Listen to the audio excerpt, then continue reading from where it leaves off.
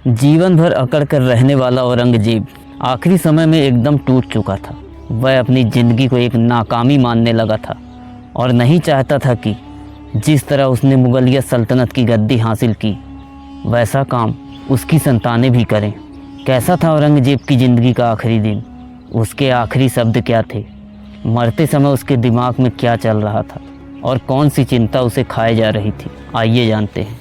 इतिहासकारों के मुताबिक अपने आखिरी समय में औरंगजेब खुद से बातें कर रहा था। उसने कहा, अल्लाह ने मुझे जितनी सांसें बख्शी थी उसका एक कतरा भी मैं अदा नहीं कर पाया। क्या मुंह दिखाऊंगा मैं उन्हें? ये कहते हुए उसने बोलना बंद कर दिया, लेकिन होंठ कुछ बड़बड़ा रहे थे। उसके बेटे आजम शाह ने जब गौर से पिता का चेहरा देखा तो हैरान रह गया। आजम ने झुककर अपने पिता की बात सुनने की कोशिश की, लेकिन नाकाम रहा।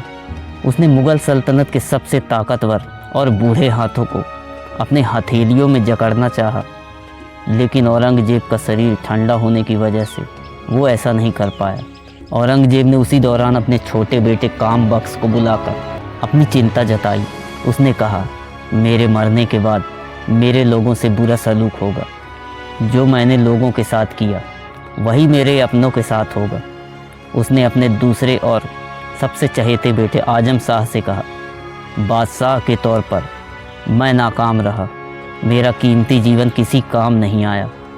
अल्लाह चारों ओर है, लेकिन मैं बदनसीब हूँ कि जब उनसे मिलने की घड़ी आ रही है तब मैं उनकी मौजूदगी को महसूस नहीं कर पा रहा हूँ। मैं पापी हूँ।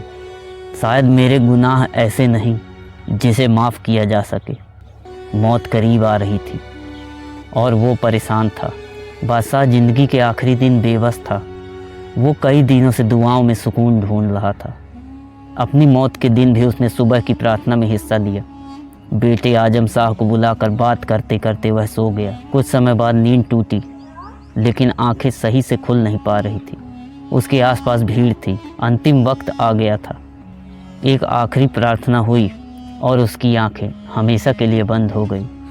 औरंगजेब ने गद्दी हासिल करने के लिए पहले अपनों का खून बहाया, फिर 50 साल तक राज करने के दौरान औरंगजेब ताउम्र लड़ता रहा। उसके सारे गुनाह आखिरी वक्त में परछाई बनकर उसके सामने आ गए थे। बीजापुर को फतह करने के सनक ने उसे 88 साल की उम्र में ऐसी जगह पहुंचा दिया था जहां से उसने लाल किले को वापस देखने की उम्मीद छोड़ दी थी। उसकी आखिरी इच्छा थी कि जहां भी मैं मरूं वहीं कहीं आसपास मुझे दफना देना। यही वजह रही कि औरंगजेब को औरंगाबाद में सुपुर्दे खाक कर दिया गया।